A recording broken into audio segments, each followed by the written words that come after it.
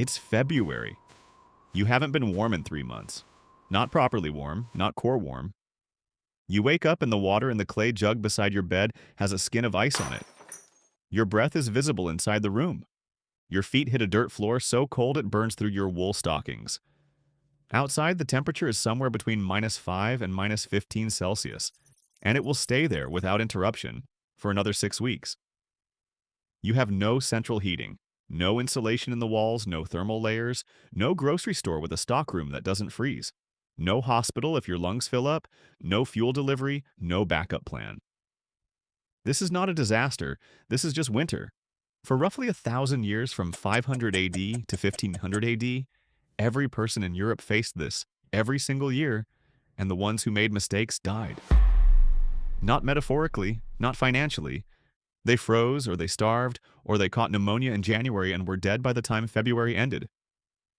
Medieval coroners' inquests, the actual legal documents recording cause of death in rural England, regularly list exposure, cold, and starvation as causes of death in winter months. Not war, not plague, just the season. So how did they survive it?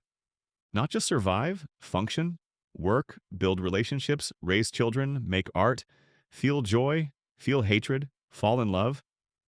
All of it, through 5 months of a cold that would shut down a modern city in 48 hours. The answer is more sophisticated than anything you're going to expect. Let's start with what they were actually dealing with. Modern people understand winter as an inconvenience. You turn up the thermostat, you put on a coat, you drive instead of walking. The cold is cosmetic.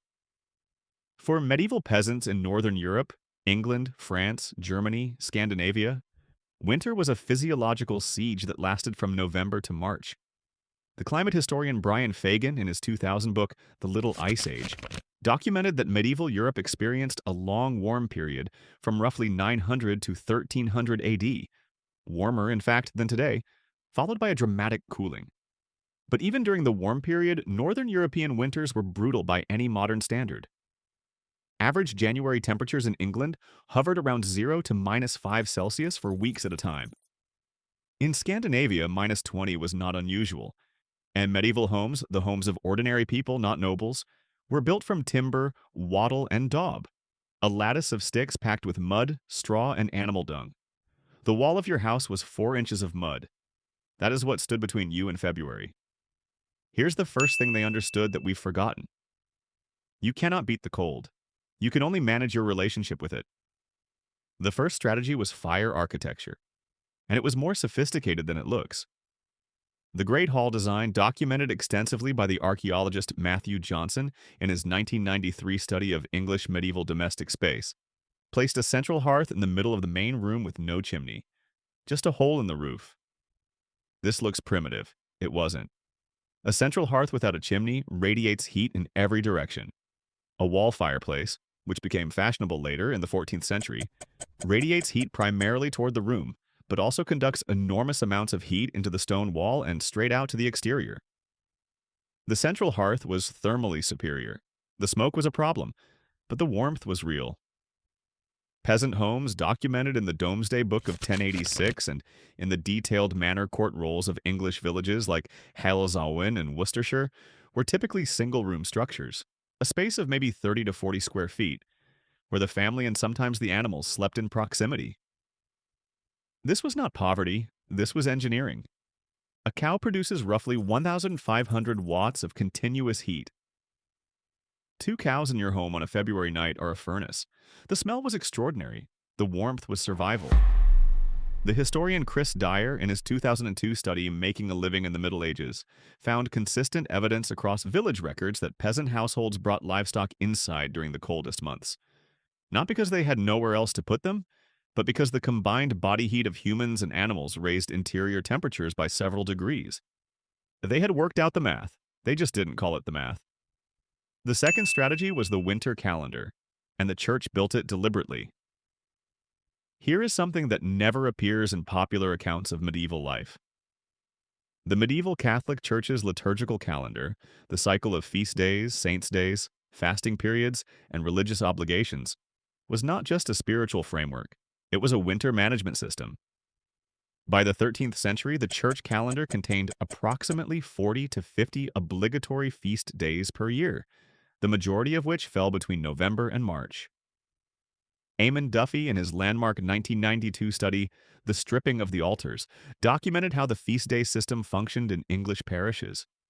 It mandated communal gathering, communal eating, communal drinking, and physical proximity at a time of year when isolation was fatal. Think about what that actually means. In a world where depression, hypothermia, and starvation were all amplified by isolation, the Church had constructed a legal obligation, enforced through canon law, enforceable in the ecclesiastical courts, to gather with your community every week from November through March. You were required by religious law to be warm with other people. The theology was about God. The physiology was about not dying alone in your mud house in January. The Christmas period itself, the 12 days from December 25 to January 6th, the Feast of Epiphany, was by far the most elaborate feast sequence of the year. Not by accident. Duffy notes it falls at the coldest and darkest point of the Northern European calendar. The Church engineered a mandatory festival of warmth, food, and human contact at the exact moment the season most wanted to kill you. That is not superstition. That is public health infrastructure. The third strategy was stored knowledge, and it was encoded in things that look like folklore. The Regimen Sanitatis Salernitanum, a medical guide produced at the Medical School of Salerno, Italy, in the 11th century and circulated across Europe in hundreds of manuscript copies, contained specific seasonal health protocols. It prescribed that in winter people should eat heavier, fattier food, sleep longer, drink warmed wine with spices, keep the feet dry at all costs, avoid bathing in cold water, exercise less strenuously than in summer, but not stop moving entirely. This is not superstition. This is correct. The Salernitanum's winter protocols match almost exactly what modern sports medicine and cold climate physiology recommends. Increased caloric intake, insulating the extremities, avoiding sudden temperature changes that cause vasodilation, moderate activity to maintain circulation. They had arrived at these conclusions through approximately 500 years of watching people die when they didn't follow them, and survive when they did. But the most extraordinary repository of winter survival knowledge wasn't written down in a medical text. It was encoded in the agricultural calendar, in the specific timing of food preservation, the slaughter schedule, the storage systems documented in the estate management manual called the Seneschalcy, written in England in the late 13th century. Medieval peasants slaughtered their pigs and cattle in November, Martinmas, November 11th, St. Martin's Day, for a specific reason. Animals consume food to stay warm in winter. An animal that survives winter has eaten food you needed. Slaughter them at Martinmas, salt the meat, smoke it, hang it, and you have protein through March. Keep them alive, and you have less food and a possibly dead animal anyway if the winter is severe. The timing was not arbitrary. It was the result of hundreds of generations of calculation encoded in religious ceremonies so it wouldn't be forgotten. The fourth strategy was what can only be called collective thermal intelligence. The historian Barbara Hanna-Walt, in her 1986 study, The Ties That Bound, Peasant Families in Medieval England, analyzed thousands of coroner's inquests from 14th century rural England, detailed legal documents recording the circumstances of sudden deaths. Her analysis revealed something striking about winter mortality. People who died from cold and exposure in medieval England were disproportionately not members of established village households. They were travelers, migrants, people without community ties. Within established villages, the survival mechanisms were social. Neighbors checked on the elderly. Manor court rolls, the detailed legal records of village governance, contain regular entries about communal duties, maintenance of the common fire, obligations to provide firewood to widows, responsibilities to share stored food in famine periods. These were not charitable impulses. They were legally enforced community obligations, overseen by the manor court and sanctioned by fines. In Hanna-Walt's sample, village households with strong kin networks and established community ties had dramatically lower winter mortality than isolated households. This was medieval Europe's version of the buddy system. The village was a thermal unit. The social infrastructure, the obligations, the courts, the feast day gatherings, the shared work, was the insulation. You could not simply withdraw from medieval village life. The manor court would fine you. The priest would note your absence. Your neighbors would observe that you hadn't appeared at the common well in 4 days. Isolation was structurally impossible. This was, in winter, life-saving. And then it broke down. Because all of this, the fire architecture, the feast calendar, the stored knowledge, the collective thermal intelligence, depended on stability, on being in one place, on knowing your neighbors and being known by them. The great famines of the early 14th century, the Great Famine of 1315 to 1322, documented in detail by historian William Chester Jordan in his 1996 study The Great Famine, killed between 10 and 25% of Northern Europe's population, not because the cold got worse, but because consecutive failed harvests destroyed the stored food supply that made winter survivable. The thermal infrastructure remained intact, the food system collapsed, and when the food collapsed, the cold killed people who would otherwise have been fine. Medieval winter survival was not about heroism, it was not about toughness.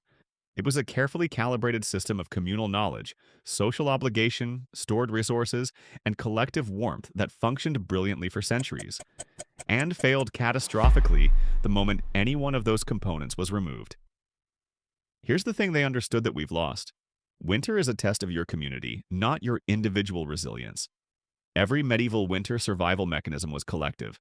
The hearth that heated the shared hall, the feast day that forced you to gather, the village court that obligated you to check on your neighbor, the Martimas slaughter coordinated across the whole settlement. None of it worked alone.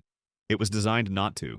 We have eliminated almost every structural obligation to rely on other people in winter. We have central heating, grocery delivery, insulated homes, digital entertainment for the months we spend indoors. We have solved the thermal problem and atomized ourselves completely in the process. Medieval people survived brutal winters because they had no choice but to face them together.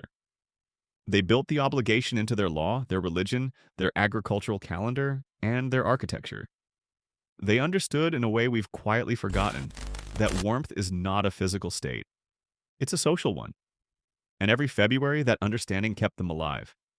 We removed the cold, we kept the isolation, and we called that progress.